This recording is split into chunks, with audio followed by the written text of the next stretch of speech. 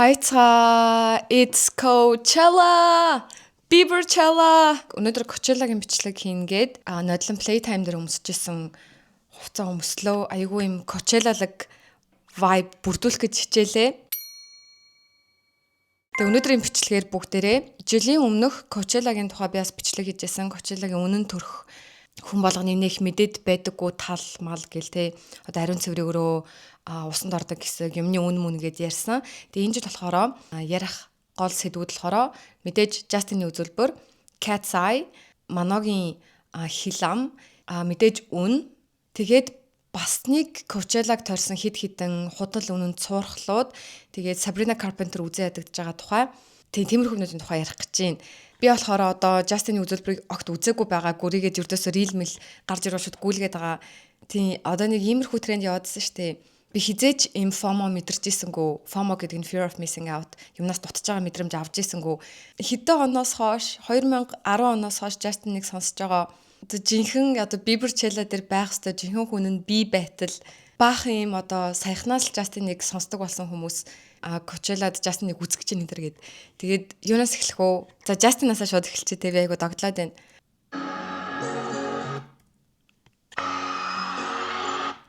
Намайг одоо үзэж байгаа дагдаг хүмүүс би бол одоо айгүй том believer гэдгийг ингэ мэдж байгаа байх уйлж магадгүй. Let's go. Justin. Сонноос нэрээ Justin яг Coachella-гийн түүхэн дэх хамгийн өндөр цалин авсан headliner болсон гэсэн.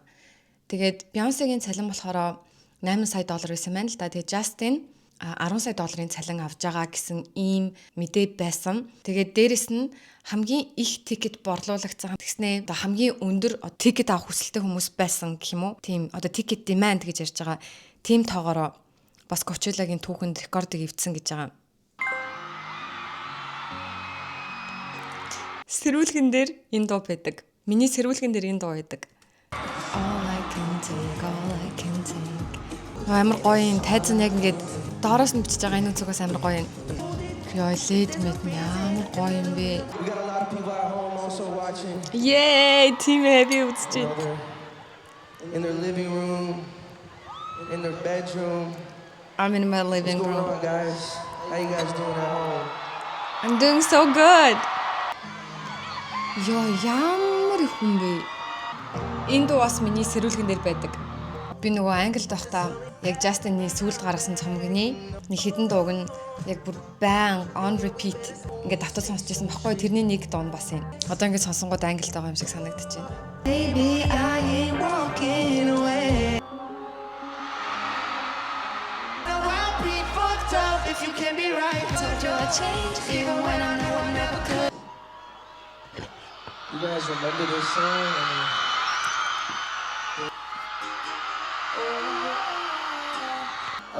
Oh my god, ардаа клипээ тавьсан байна. Ёо би ночморэ. Яа одоо ингээд ардаа клипээ тавьсан давхар дуулаад байгаа юм байна штэ. Тэгээ Justin-ий бүр жоохных нь хоолой. Тэгээд яг одоо том болцсон тэр хоолойг ингээд соёлын давхар сонсохоор амар гоё юм. Клипээ ардаа тавьсан. Жоохныхын царай ард нь харагдаад одооныхын царай урд харагдаж байгаа нь бас амар гоё юм. Айгуу ностальжик байна. Okay, so you guys know that one? Шууд YouTube-ээс тавиал зогсоол те зүгээр караокед байгаа юм шиг л хусж штэ. Нэг бадаг нэг дахиад хангалттай гэж энэ за. Favorite girl. What you do to me? One thinking of. That's you, little lady, my favorite girl. Okay, you guys go back. Яа, ямар гоё юм бэ? Юу вэ? This joint right here. What about this joint? Remember this one? Яа, ямар хороо энэ дууг амар сонсдог байсан шүү дээ. That should be me, holding your hand. That should be me, this is so sad. That should be me. Okay, looks like you're following. What's good? Яа, шаргас босч байна. Beauty and the Beast. Би энэ хүмүүс донд байх ёстой байсан. Shits. And when you really with the shits. Jaden Smith гараад ирэх юм шүү дээ. Yeah. Хөөе, байж да. Kylie Jenner, Timothée Chalamet хоёр мөн үү?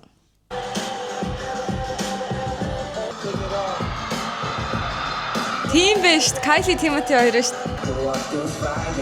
Яа, хоолойгоо сонсооч дээ. Өөрөө гол нь клипийг үзээд байгаа байхгүй юу? My destiny, I will fight till forever. You knock me down, let's stay on the ground. Get up, I'll never say never.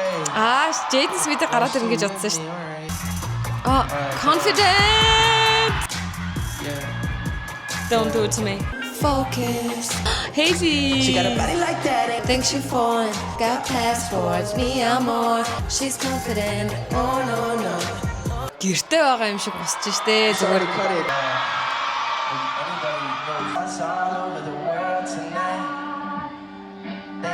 Йоо, бурхан минь ээ. Яг энэ cover бичлэг ба штэ. Цацагдж байгаа үед YouTube дээрээ тавьж байгаа үед чаас нод болоогүй байсан. Тэгсэн чи одоо ингээ бүр Coachella дээр хэдэн мянган хүн цуглуулсан. Энэ дуугаа дахиад дуулж ийн гэж боддоо. You make me fall in love.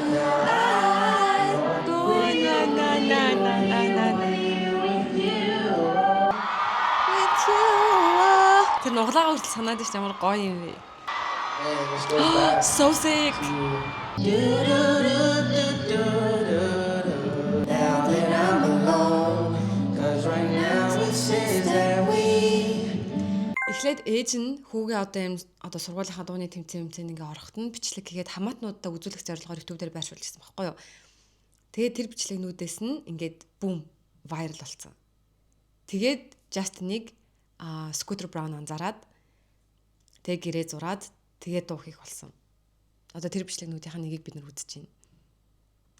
It's ridiculous. It's been months for some reason I just can't get over us. And I'm stronger than this. And I'm so sick of love songs. So tired of tears.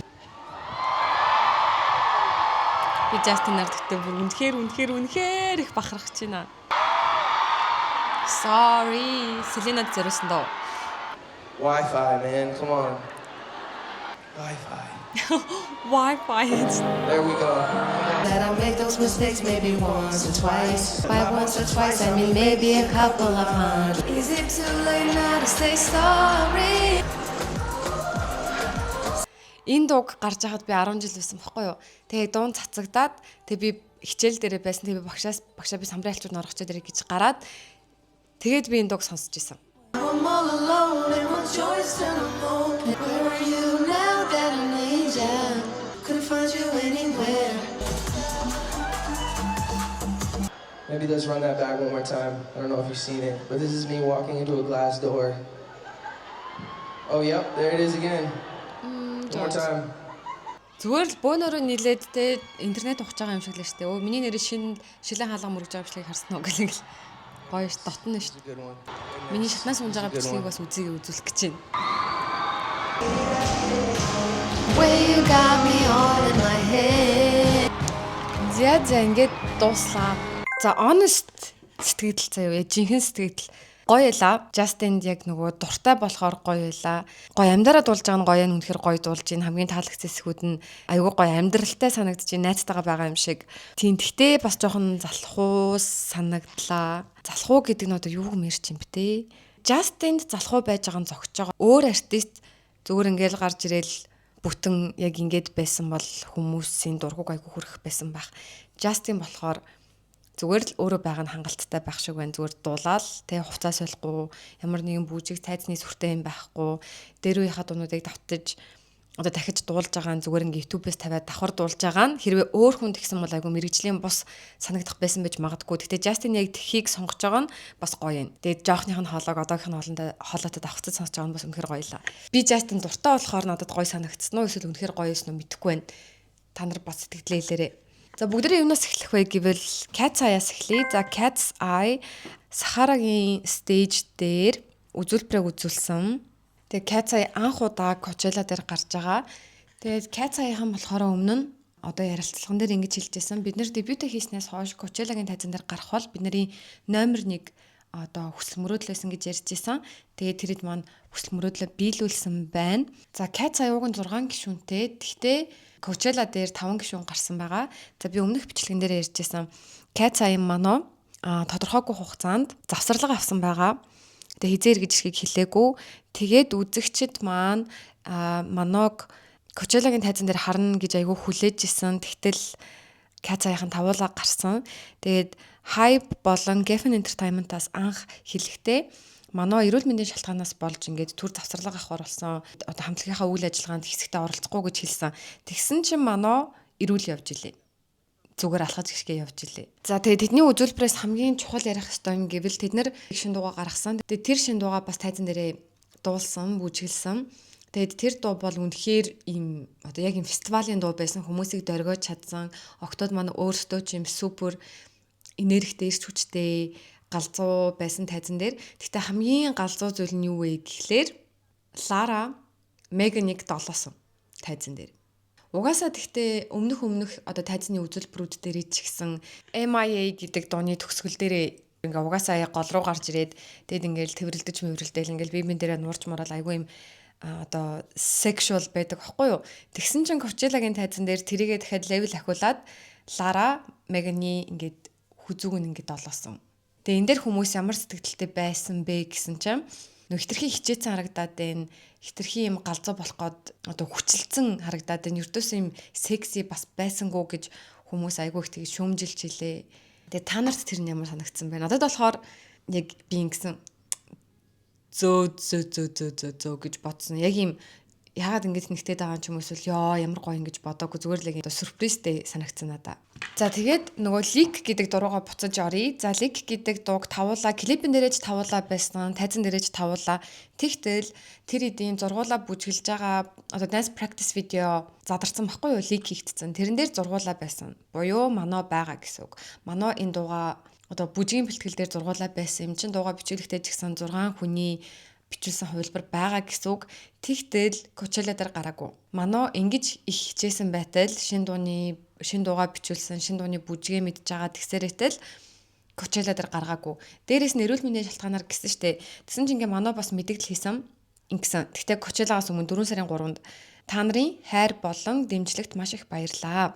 Тэгээд намайг одоо энэ завсарлаж байгаа хугацаанд та нарын гаргаж байгаа төвчээр болон ээлдэг энэ зандчин үнэхээр их баярлж байна. Hype Entertainment болон Geffen Entertainment бидгээд одоо айгүй юм эерэг харилцаатай байгаа. Одоо цаашдаа яах их тухай одоо тийм муудал цаантай биш эерэг юм одоо хилэлцээр хийж байгаа. Тэгээд би айгүй юм ганцаараа биш түшигтэй юм шиг санагдаж байна. Тэгээд би маш жаргалтайгаа бас би эрүүл байгаа. Тэгээ удахгүй бүр дэлгэрэнгүй зүйлсүүдэд хуваалцах болно. Тэгээд миний хажууд үргэлж байдагт баярлаа гэсэн байна. Эрүүл байдаг гэдгээ дахиад 2 дахь тайлбар дээрээ дахиад давтаж хэлсэн байна. За тэгээд дэжт хамгийн сонин нь манаа бас Coachella дээр явж исэн. Цаашин Coachella дээр бүр зүгээр ив эрүүл явж исэн. Хэрвээ үнэхээр тайзны үзүүлбэр дээрээ оролцох боломжгүй, клипэн дээрээ арга хэмжээнд оролцох боломжгүй байгаа тийм эрүүл мэндийн шалтгаан бол бид нар төсөөлөхдөө одоо гар хөлн бэртцэн ч юм уу те одоо бөөр мөрний асуудалтай ч юм уу өсөрч дэвсэж болохгүй ч юм уу те нурууны суулттай ч юм уу тиймэрхүү одоо асуудлууд бодож байгаа штэ. Тэгтэл тийм асуудал байхгүй цааш ингэ зүгээр Coachella дээр явж исэн. Эсвэл үнэхээр ямар нэг өөр ингэ завгүй мавгүй байсан гэж бодохоор цааш Coachella очих завтай байгаад байгаа байхгүй юу? Cat's Eye-ийн үзүүлбэр үзүүлэхэд манай байсан байгаад байгаа байхгүй юу? Яагаад манааг тайзан дээр гаргахад тийм хэцүү байгааг бас ойлгохгүй байна. За хэрвээ үнэхээр өсөрч дэвсэж болохгүй бол RM ч гэсэн сая юун дээрээ гимтэл авцсан гэ тайзан дээр зүгээр зогсоод дуулж исэн бидтэй. Тэгтэл моноог тэгээг байгаа байхгүй юу. За тэгээд Cat's Eye-ийн чинь бас ганцхан одоо анхны удаа манаа тэ хамтлагийнх нь нэг гишүүн ингэж завсарлага авч байгаа юм ердөөсөө биш. Урд нь Megan завсарлага авч исэн юмдаа орч чадаагүй. Тэгтэл Megan-ыг оруулаад исэн байхгүй юу. Дуу бичлэг дүрслэн ашиглаад. Lara бас Game Boy-ийн клипэн дээр оролцож чадаагүй. Бүжиглэх боломжгүйсэн тэгсэн чинь Лараг зүгээр ингээд зогсоогоод оролцуулсан байгаа байхгүй юу. Тэгтэл манайг бүр ингээд таг хаяад байгаа байхгүй юу. Тэгээ хүмүүс анх Маног завсарлага авна гэж зарлж байхад аюул олон хүмүүс яг үүндээ эрүүл мэндийн шалтгаанаар биш Маног шитгэж байгаа гэсэн байсан. Одоо гэрээнийхаа заалтыг зөрчсөн, одоо найзынхаа хийсэн богино хэмжээний кинонд дүр бүтээгээд тэгээ тэрийгэ паблик одоо Instagram дээр постлсон. Тэгээ магадгүй гэрээн дээр нь одоо юу гэдэг ямар нэг иймэрхүү юмд оролцохоор болвол зөвшөөрөл авна ч юм уу тиймэрхүү заалт байсаар байтал ингээд зөвшөөрөлгүй ороод постлсон. Эсвэл зөвшөөрөггүйсэн чинь за хамаагүй. Тэгээ би ямар ингээд өөр хүний клипэнд орж байгаа ш эсвэл юу гэдэг ямар нэгэн дууныханд карьерт нөлөөлөх юмд орж байгаа ш гэж бодоод орцсон чинь тэрнээсээ бол шийтгэсэн байх гэж тэгжээлээ. Тэгээ ер нь одоо хэсэг чамааг юунд ч оролцуулахгүй Coachella-д орох эрхэж хаслаа гэд. Манай ч гэсэн Coachella-д орохыг ингээ айгүй хүсэжсэн, хүлээжсэн, догдолжсэн. Тэгсэн чинь тийм юмнаас ингээ хасаачиж байгаа байхгүй юу. Тэгээ манай болохоор тайзан дээрээ цаашин Sabrina Carpenter-ыг үзсэн. Яг Cat Eye үзүүлбэрээ үзсэн үгүйг бол тийм эргэн тойрныханд хүмүүсийн хийсэн бичлэг бол байхгүй лээ. Тэгээд манай бас Instagram дээрээ стори хийсэн тэр өдөр. Тэгээд тэр сторинд болохоор 6 сая дагагч хүрлээ баярлаа гэдэг тийм стори байсан. За тэгжснаа хамгийн сонирхолтой юм нь Daniela тайзан дээр Eu amo muito vocês гэж хэлдэг. And never forget, eu amo muito vocês. Яг тэгж хэлхийнхаа өмнө and never forget гэж хэлсэн байхгүй юу. Тэгээ хизээч бити энийг мартаарай. Amo muito vocês гэд нэг тэгсэн. Тэгээ юуг бити мартаарай гэж орчуулсан чинь хүмүүс болохоор тэрийг нь Cat Eye үргэлж зургуулаа байх болно гэж хэлж гин гэсэн team TikTok яваадсан. Тэгсэн чинь тэр нь юрдөөсөө Cat Eye зургуулаа байна гэсэн үг биш. Харин би та нарт үнэхээр хайртай шүү гэсэн үг. Тэгэхээр зургуулаа байна гэж дайны хэлээгүй юм байна. Яа тэгэхээр төгсгөл нь says гэж хэлж байгааг хүмүүс 6 гэж ойлгосон юм шиг байлээ. За тэгээ бас нэг хүмүүсийн шүүмжилж байгаа зүйл нь Маног ердөөсөө тоглолтын дээрээ, клипэн дээрээ, тэгээ тайз майзан дээр гарахгүй байж иж Cat Eye merch энтрийг борлуулахдаа Маногийн зургийг ашигласан юмнуудыг борлуулсан гэдэг байгаа байхгүй юу. Тэгэхээр яг ашиг олох юм дээрээ Маног яг ашиглачаад нэг иймэрхүү өөрийнх нь яг хүсэж байгаа мөрөөдөж байгаа дуучин артистийн хувьд хийж болох гоё юмнуудаас нь албаар ингээ Маног хоошин татаа шитгэж байгаа гэсэн тийм юм байсан. Тэгээ дээрэс нь Маноо чин саяхан Instagram-ийнхаа bio дээр уг нь Cat Eye гэдэг тэр нэрээ байршуулсан байсан бол тэрийг устгацсан. Тэгээ ер нь бол одоо гарах гэж байгаа гэдэгт хүмүүс ингээ бүрл ингээ итгээд байгаа. За Cat Eye-ийн тухай гэвэл энэ байна. За одоо Justin-ийн тухай ярив. Түүний цалин илүү байсан гэж ярьсан. Тэгээд Justin дээр нэг ярих юм нь гэх юм бол нэг юм худлаа сургал явж исэн. Хэрвээ Justin headliner байгаа шүү дээ тий. Тайзан дээр гарахааргүй болчвол ямар нэгэн шалтгаанаар үзүүлбэр үзүүлэхээ болчвол gas backup plan буюу оронд нь гарах дуучин хэрэгтэй гэд SZA-г алидийн бэлтгэсэн байсан. Түүнд ингээд 6 оронтой тоо гэхэрчин одоо 100,000, 200,000, 300,000, 400,000, 900,000 хүртэл тийм хэмжээний төлбөрийг өгөөд бэлтгэсэн байсан гэсэн ийм мэдээлэл явж байсан. За тэгсэн чинь тэрэнд орно SZA комментсэн байна. Ха. Хин энийг зохиодог байна. Би энэ мэдээг 4 удаа харлаа. Би одоо Нью-Йоркт байна. Хинч надад тэгээ бүр ширхэг зоосч өгөөгүй. Бүгдэнд нь сайн сайхан зүйлийг хүсье гэсэн байна. За нэг ийм худлаа мэдээлэл явсан байна. За одоо бүгдээрээ Coachella-гийн үн, тикетний үн болон тэнд байрлах байрны үн, идэж уух юмны үн гэх тиймэрхүү зүйлүүдийг яриа. Тэгээ Монголд одоо Coachella-тай төстэй фестивал гэрч одоо Playtime тэгээд XMF одоо фестивал болж байгаа гэсэн бас ингээд одоо хэд хоног үргэлжилдэг. Тэгээд одоо энэ хоёр фестивал байна. Тэгээд бас тэд нартай үнийг харьцуулж үзье. Тэнд уцаа цэнгэлэхэд $90 байсан байна. $90 чинь хэдий? 315 мянгаар тэнд уцаа цэнгэлэх юм байна. Би нэг охины рилийг олсон байхгүй юу? Coachella дээр очсон хэдэн доллараар юу авсан гэдгийг хуваалцсан байсан. Тэгээд тэрийг нь хамт ингээд одоо хөрвүүлж үзье. Double Corico Tequila гэдэг нь одоо юу юм шиг байна? Коктейл юм шиг байна. Эсвэл 2 текила гэж байгаа юм бол Америкт нийлээд $34 буюу 120 мянгаар нэг юм коктейл авжээ. 2 бирийг $40 авсан гинэ. Тэгэхээр нэг бир нь 70,000 төгрөг юм уу? 2 бир 140,000 төгрөг.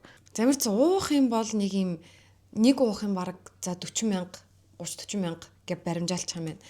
За тэгвэл тэнхийн тикет ямар байсан бэ? За урьдчилсан ориг үнээрээ гэх юм бол General Admission ticket $549 буюу сая 900,000 төгрөг байсан байна. Зүгээр энгийн тикет. Тэгээд тэр нь зарагдаж дуусаад тэгээд шагийн үнээрээ хэд болсон гэж $2,967 болсон байна. Сая 900-аас 10 сая төгрөг болсон байна. Oh my god зүгээр энгийн тикет нь штэ. За дахиад general admission shuttle гэдэг тикет нь болохоор одоо орох энгийн тикет болон унаа гэсэн үг. Тэр нь шагийн үнээрээ $3,166 11 сая 200 мянган төгрөг. Йоо ямар амар мөнгөөр шоуд гэм бэ. VIP тикет заяо. Ориг үнэ нь $1,199 байсан. Монгол мөнгөөр 4 сая 200. Тэгээ шагийн үнээрээ хэд болсон гэж $4,875 болсон байна. Боёо 17 сая төгрөг. Энэ нь зүгээр л тикетний мөнгө. За тэгжээснаа тэнд байрлах байр. За мэдээж хүмүүс майхантай байрлаж гин, машинтайгаа байрлаж гин. Тэгээд эргэн тойронд нь бас ингээд түрээсэлдэг хаусууд байна. Тэдний үнэ нь бүр ингээд аимшигтай заяо. Хамгийн багадаа одоо эргэн тойронд нь за нэг $6,000 байшин байна. $9,000, $24,000, $18,000 гэ байна. Тэг хамгийн үнэтэй нь $109,000 байр байна заяо. Зүгээр байр авалтаа 387 сая төгрөг. За тэгсэн чи одоо ингээд бидний төсөөллөөр хүмүүс одоо ер нь ингээд иймэрхүү хөгжмийн фестивал ялангуяа Coachella-д явж байгаа бол хүмүүс ингээд outfit, make-up-аар айгүйх ингээд онцгойрдог, ялгардаг, флексэрдэн штэ тий гайхуулдаг. Тэнгүүт бас нэг юм гайхуулдаг шинэ юм нэмэгдсэн. Тэр нь болохоор байр. Яаж байрлаж байгаа, хаана байрлаж байгаа, байраа яаж тогтцуулсан байгаагаараа флексэрдэг болсон байна Coachella дээр. За Kylie-гийн нэг бичлэг байсан. За энэ хаус нь болохоор Kylie-гийн байрлаж байгаа байр. Coachella-гийн үеэр. Гэтэ энийг болохоор хүмүүс бас бодохдоо одоо юу гэдэг Kylie-гийн өөрийнх нь түрээсэлсэн те эсвэл одоо найзуудаараа хамт түрээсэлсэн ийм байранд биш одоо промошн болгож хийсэн бичлэг гэж бас хүмүүс таамаглаж илээ. Энараа ийм гоё байр дотроо саксны талбайтай, ийм гоё бассейнтэй, бассейн нэм том дотроо лифттэй энэ төр гэд тэгж нөгөө рекламны бичлэг байна гэж хүмүүс бас бодсон. Тэгээ Airbnb рүү ороод харангууд Coachella Airbnb-с гэд харагдаж байгаа байхгүй юу? 4 өдрийн $102,000 8 өрөө. 16 унтлахын өрөөтэй 11 өрөөтэй 4 өдрийн $33,000. 23 ортой 11 унтлахын өрөөтэй 4 өдрийн $88,000 малар гэж байгаа байхгүй юу? $88,000 чинь 311 сая. За хамгийн ямтхан сая 30 мянга байлуу. $33,000 чи хамгийн ямтхан юм шүү. 100 сая төгрөг. 100 сая төгрөгөөр те ойрхон тухтай шоудах нь байна. Шоудчаад тэр гэртээ очиж ингээ хондлоо 4 өдөр 116 сая төгрөг. За тэгээд ганцхан одоо ийм түрээсэлж байгаа юм лаг байраараа биш бас тэнд байрлаж байгаа майхнууд ингээд тогтчлт хийдэг болсон байна. Тэгээ тэрүүгээрээ бас контент хийдэг болчихжээ. Энэ майхандаа хэрхэн гоё байрлаж байгаа вэ гэдгээ бас ингээ харуулдаг болчих. Майхангаа бүр амар тогтчулж илээ заяа. Ингээ хилдэг буудан авчираад энэ хэсэгт бид ингээ өглөөний цайгаа уун, энэ манай галтгооны хэсэг байна. Энэ манай кофе уудаг хэсэг байна. Тэгээ хувцсны үлгүүр маань энэ байна. Энэ гişгүүр маань байна. Энд тойл байна. Ингээ мейкапны ширээ мэрээ гэд ингээ үзүүлээд байгаа байхгүй юу. Энүүгээрээ бас ингээ флексэрдэг болчихжээ. Одоо хэдүүлээ сая Coachella-гийн энгийн тикет хэд байсан бэ? $549. Сая $900,000 гэж байгаа байхгүй юу. Тэгээ чи 1-7 хоногийнх нь сая $900,000. За тэгвэл одоо Монголын юунуудтай харьцуулж үзье. За Playtime-ийн 3 өдрийн тасалбар, 2 өдрийн тасалбар гэд 2 сонголттой байна. За 2 өдрийн тасалбар нь болохоор эхний хэсэг дуусах хүртэл гинүү. 2 дахь хэсэг $460,000, сүүлийн хэсэг $530,000. Үүднээс $600,000. Энэ нь юу гэсэн үг юм болоо? Эхний хэсэг гэдэг нь 3 өдрийн тасалбар нь болохоор эхний хэсэг нь $490,000, 2 дахь хэсэг нь $560,000, сүүлийн хэсэг нь $630,000, үүднээсээ авах юм бол $700,000 гинэ. За тэгвэл нь штэ Хуур Music Festival буюу XMF хэд байгааг харъя. 2 өдөр болох юм байна. XMF бол 26-27 гэж байна.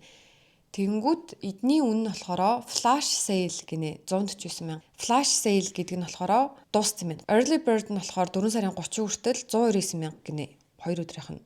Advance буюу 5 сарын 31 хүртэлх хугацаанд $249,000. General нь болохоор 6 сарын 25 хүртэл $299,000-аар. Энэ нь гэхдээ энгийн тикет юм шиг байна. VIP тикет нь биш байна. Coachella-тай харьцуулахад бол бүр хоёлаа супер хямдхан байна. XMF Playtime хоёрыг харьцуулах юм бол за XMF-ийн 2 өдөр Playtime-ийн 2 өдрийн тасалбартай харьцуулъя л да. Playtime-ийн тасалбарыг хамгийн хямдханаар авал $390,000, XMF-ийг хамгийн хямдханаар авах юм бол одоо $109,000-аар авч болох юм байна. За үүний хувьд бол XMF ингээд хямдхан болж байгаа юм байна. За тэгвэл line-up-ыг харъя л да. Coachella дээр гэхдээ ийм үнэтэй байна гэхээр бас гайгүй байж болох юм шиг байна. Сая $900,000 төгрөгөөр тэнд ч одоо Justin-ыг үзчихэж байгаа, Sabrina Carpenter, Cat's Eye, өөр айгүй олон мундаг хүмүүс байсан шүү дээ тий. Тэгэхээр олон дуучны тоглолтыг нэг дөр үзэж байгаа гэж бодохоор энэ ингээ гайгүй үн юм шиг байна. Тэгвэл Playtime XMF 2-ын line-up-ыг гэж харж ил да. За хамгийн өндөр үнээр наваад үзчихье заяа. $700,000 төгрөгөөр бид нар Playtime дээр Молчать дома гинэ. Teresa in the Room, Magnolia, Blindfold, Night Train. За 5 дахь өдөр болохоор Kings of Convenience, Div гэж юм болов. Fuzzy, Oma, X, Shingo, The Colors, Sailor Honeymoon. За яана би ингэж ихэнх нь бараг мэдэхгүй байна. Хагас өдөр Stereolab, Hugo мэдэн штэ солонгосын дуучин. Playtime дээр ирэх гэж байгаа штэ. Lemons хагас өдөр байгаа юм байна. Ботхүү байна. Гэрлээ байна. Macho. За line-up нь иймэрхүү. За XMF-ийн line-up-ыг харъя л да. Бид нар хамгийн үнэтэйгээр 300,000 төгрөгөөр 290,000 төгрөгөөр бид нар хин хинийг үзэх вэ? XMF дээр хүү байх юм байна. Харанг хурд. Пүэ Никитон, Нисванис, Цэцэ, Инрэл, Киви, Compass, Амра. Би чамайг хайрлахыг маш их хүснэ. Агима, Man on the Moon, Анудол, Мучи, Шувуу, DJ Crazy Talk, Victor Petrovich, DJ Gori, The Butter, Date. D8 ирэх юм шүү дээ манай нөгөө нэг. Тэврэж намайг. Зэмэр хүмүүс ирэх юм байна. Ингэж фестивалд явах бол гоё юм байлаа надад айгу таалагдсан. Тэгэд нэрээ бас нэг сонирхолтой юм хэлэхэд ер нь бол Coachella-д явах зардал бүр үнэхээр их байдаг. Яг Coachella-гийн тикет борлуулагдаж эхэлснээс Coachella болох хүртэл одоо бүх энэ зээлийн аппликейшнүүд хувааж төлдөг аппликейшнүүд тэр бүгдийг нь ачаал айгүй их болдог гэсэн. Төлбөр төлөх боломжгүй хүмүүс айгүй их шоуддаг гэсэн үг байгаа даа. Зээл аван барин. Энэ нь яг зөв зүйлөө, буруу зүйлөө. Бас одоо шинжээчдийн, судлаачдын үзэж байгаагаар Gen Z болон millennial-уудын дунд нэг юм FIBI гэдэг нэг юм тренд үүссэн гинэ. Энэ нь болохоор fuck it, book it. Буюу ер нь бол баг ганц л амьдрын штэ ав гэсэн үг байхгүй юу? Зайл, худалдаад авчих, зайл, захиалчих. Гэ тийм тренд гарцсан гинэ. Тэгэд энэ нь айгүй буруу ийм үр дагавартай байгаад байгаа гэж байна. Тэр хүмүүсийн үзснээр, тэр судлаачдын үзснээр тоон судалгаан дээр ингээд үзэхэд Coachella руу явж байгаа хүмүүсийн нийт 89% нь ямар ч юм тэр зардлыг даах боломжгүй хүмүүс байгаа буюу зээлээр тэнд шоудж байгаа хүмүүс байгаа гинэ 89%. 11% нь л яг тэнд зээл авахгүйгээр очоод шоудах боломжтой хүмүүс байгаа гэсэн үг. Тэгээ энэ яг зөв зүйлүү буруу зүйлүү? Зээл аван байран шоудах зүгээр үү? Гэхдээ Justin-ыг үзэж байгаа юм чинь яг юу гэсэн үг юм бол эсвэл зүгээр юу н ажил хийх мөнгө ол гэхгүй. FIBI, fuck it, book it. Заримдаа үйлчлж болон заримдаа үйлчлж болохгүй. Coachella дээр болсон өөр хил ам гэвэл Sabrina Carpenter хил ам байгаа. За Sabrina Carpenter тайзан дээр үзүүлбэрээ үзүүлж исэн чинь нэгэн эмэгтэй одоо ингээ хүмүүс ингээ ойрлож байгаа штэ ингээд мүү гэж шүглдэж мүгэлдэл гэсэн чинь нэг эмэгтэй айгүй юм хачирхалтай содон чимээгээр ойрлсон. Тэгээд ойрлсон чинь Sabrina Carpenter ингээд толгоос ихсрээд I don't like it. Надад ингэж ойрлож байгаа чинь таалагдахгүй байна гэж хэлж байгаа байхгүй юу? Is that what you're doing? I don't like it. Тэгээд тэгсэн чинь нөгөө ойрлсон эмэгтэй ингээ хэлж байгаа байхгүй юу? Бүр тайзнаас ингээ ойрлоо тэрээр харилцаарэ гэдэг. Энэ болохоор ингээд бидний culture, бидний энэ манай үндэсний соёл байгаамаа. Тэгээд ингэж одоо ийм чимээ гаргаж байгаа нь ингээ баяр хүргэж байгаа, баяр тэмдэглэж байгаа нэг тиймэрхүү одоо ийм утга учиртай ийм чимээ байгаа шүү гэж хэлсэн чинь ингээд наа чи ямар сони юм бэ? Бити дахиж тэгээд энэ танаа одоо соёлч юм уу те? Ярл хийх нь танаа соёл юм уу те? Айгуу сони юм аа. This is weird. Ямар сони, ямар хачин гэж хэлсэн ийм бичлэг хүмүүсийн дургууг маш их хүргэсэн. За тэгээд Sabrina энэ тайлбар өгсөн. За нэгэн хүн ингэсэн байгаа байхгүй юу? Sabrina араб үндэстнүүдийн гаргадаг энэ баярын чимээг энэ соёлын илэрлэл нь таалагдахгүй байна гэж хэлж байгаа нь үнэхээр мэдрэмжгүй, бусдыг бодох гэсэн тийм юу байхгүй. Ислам шашинтныг үзэн яддаг тийм байдалтай ажиглагдж байна. Тэгээ түүнд үнэхээр урам хугарлаа гэдэг энэ постн дээр Sabrina Carpenter шеэрлээд ингэж хэлсэн байна. Намайг ингээ уучлаарай. Над руу тэгэж орилсон хүнийг одоо тим чимээ гаргасан хүнийг би царайг нь ингэж хараагүй. Тэгэхээр би одоо тэр хүн ислам шашинтай хүн байна, араб хүн байна гэдгийг би ингээ харах боломж байгаагүй гэж илэрхийлж байна. За тэр хүнийг ингээ царайгаар нь хараагүй. Дээрэс нь би бас юм яг тод сонсож чадаагүй. Миний тэр үед гаргасан хариу үйлдэл бол яг цэвэр ингээд төөрсөн, ингээд confused гэхэр чинь ингээд төөрсөн юм нэгсэн ойлгохгүй байгаа болон дээрээс нь сарказм буюу баг зэрэг юм хошигнсон тийм хариу үйлдэл байсан. Ердөөсөө юм ямар нэгэн шоолсон, балиар утга санаа илэрхийлсэн, доош нь хийх гэсэн тийм реакшн байгаагүй шүү.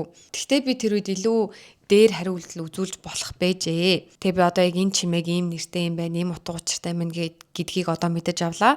Тэгээд би бүх төрлийн баярын чимээ, талархлын чимээ болон ёдлыг одоо ингээд одооноос бүгдийг ингээ хүлээн зөвшөөрнө, бүгдийг ингээ хүлээж авнаа, юм өөрөөр байдаг гэдгийг мэдэж авлаа гэж Сабрина тайлбар өгсөн байна. За өөр бас нэг сонирхолтой зүйл гэх юм бол энэ Coachella дээр Лиза гарах ёстой байсан. Саяхан Лиза DJ Аниматай хамтраад Bad Angel гэдэг дуу гаргасан. Тэгээ Анима Coachella-гийн тайзан дээр гарах байсан. Тэгээ тэр гарахтаа одоо Лизатай бас хамт гарч ирэх ёстой байсан. Тэгсэн чинь маш хүчтэй салхины улмаас болоод тайзан дээр гарах боломжгүй болсон. Яг тэгэхээр DJ Анима ч одоо бусад DJ нараас ялгаатай нь Анима давхар ингээд ардаа LED юм уу, энэ нь холограм юм уу мэдхгүй. Яг тийм давхар юм visual effectтэй байдаг байхгүй юу? Тэгээд яг тэр Coachella-гийн тайзан дээр бүр ингээ үнэхээр сүртэй юм одоо бэлтгэсэн байсан чинь хүчтэй салхины улмаас тэр нь болохоо болцсон. Тэгээ тэр өдрөө гарыг гэсэн чинь ингээ бүх одоо тэр чинь хөтөлбөртэй байгаа шүү дээ. Тэдэн цагаас тэр дуучин, тэдэн цагаас тэр DJ гээд ингээд тэр одоо завсарт нь ингээд оруулах ямарч боломж байхгүй. Бусад артистуудынхаа цагаас ингээд хумслах гадсэн болохоор Coachella-гийн энэ 7 хоног дээр гарах боломжгүй болчлоо гэд уучлалт хүссэн. Дараа 7 хоног харна гэж найдаж байна. Тэгээ уг нь хэдүүлээ Лизаг харах байсан байлээ шүү тайзан дээр дахиад энэ жил. Тэгээ бас нэг хамгийн сүүлийн ярих юм болохоор Америк ч одоо нэрчлөөний орон гэж хэлдэг штэ. Төлөөний үг гэж байгаа тэр эмэгтэй тэр эрэгтэй буюу she гэд одоо Америкт Оросд бас ингэж одоо хүүсээр нь ялгадаг те. Тэр эмэгтэй she, тэр эрэгтэй he. They буюу тэд нар олон хүмүүсийг ярихтаа тэгдэг. Тэгтэл Америкт одоо non-binary би эрэгтэй эмэгтэй гэдэг ангилалд ормооргүй байна. Би бол юм хүүсгүй хүн. Би зүгээр л хүн ч юм уу те, тийм хүмүүс намайг бити хий гэж дууд, бити намайг эрэгтэй гэж тодорхойлоод бай, бити намайг шээ гэж дууд, бити намайг эмэгтэй гэж тодорхойлоод бай, намайг they гэж дууд, намайг тэд гэж дууд гэдэг тийм одоо юм байгаад байдаг байхгүй юу? Тэгээд айгүй олон дуучидж байгаа. Demi Lovato байна, Sam Smith байна. Тэд нэр өөрсдөө намайг they гэж дуудаа, би одоо he she байха болцсон гэж хэлжсэн. Demi Lovato тэрийгэ болцсон байсан баха буцаад. За ямар ч байсан. За they ч яг ингээд дүүрч заяа he she they. Тэрэн дээр нэмээд z them гэ бас нэг тиймэрхүү шин юм гарцсан. Тэгсэн чинь нэмээд ганцхандаа би тэр эрэгтэй тэр эмэгтэй гэж харьяалагтахаас гадна би нохоо гэдэг харьяалт болсон. Би өөрийгөө нохоогоор мэдэрч байгаа болохоор, би өөрийгөө муураар мэдэрч байгаа болохоор би одоо муур гэдэг юм гарцсан. Тэгсэн чинь Coachella дээр нохоогоо хөтлөөд явж байгаа тийм хүмүүс байна. Тэгэхээр нохоо биш яг хүн хөтлөө явж байгаа. Өөрийгөө нохоо гэж бодож байгаа хүн хөтлөөд явж байгаа хүмүүс байна. Тэг яг энэ зүйлдээ амар сонин штэ. Бүр ингээ хүүхдтэй хүртэл яг тийм эрхчлөөг нөхцөн заяо. Манай хүүхд өөрийгөө нохоо гэж бодож байгаа гинэ. Манай хүүхдийн хүслийг хүндэтгэж аваасаа гэж хүсэж байна. Түүнийг одоо бити хүүхэд гэж бод, бити хүний хэлээр яриад түүнтэй гоё хуцаасаа гэж би ингээ хүсэж байна гэд ингээ бичлэг хийгээд байгаа ээж нар бас байна. Тэгээ манай хүү ингээ нохоо баймаар байгаа болохоор би хүүгийнхаа хүслийг хүндэтгээд би ингээ газар түүний хоолыг нь өгж байгаа хүзүүчтэй болгосон гэж мэгээд. Тэгээ бас нэг юм сонирхолтой бичлэг заяо. Нэгэн эмэгтэй өөрийгөө нохоо гэд яг ингээд одоо зарлаад байгаа, би өөрийгөө нохоогоор мэдэрч байгаа болох би нохоо шиг баймаар ингээд ингээд дөрүүлж аваад ингээд хүн амт нар хуцаж муцаал. Тэгээ яг хуцаа байжсэн чи хажуунаас нь жинхэнэ нохоо дайрсан чи нөгөө эмэгтэй чинь англиар ярьж байгаа байхгүй, хүний хэлээр. Бөл 50-гийн англиар яриад байгаа байхгүй юу.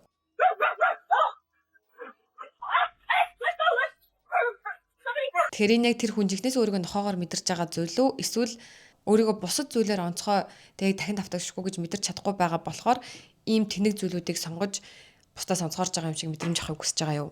За энэ удаагийн бичлэгээ ингээ энэ үрээ дуусгая.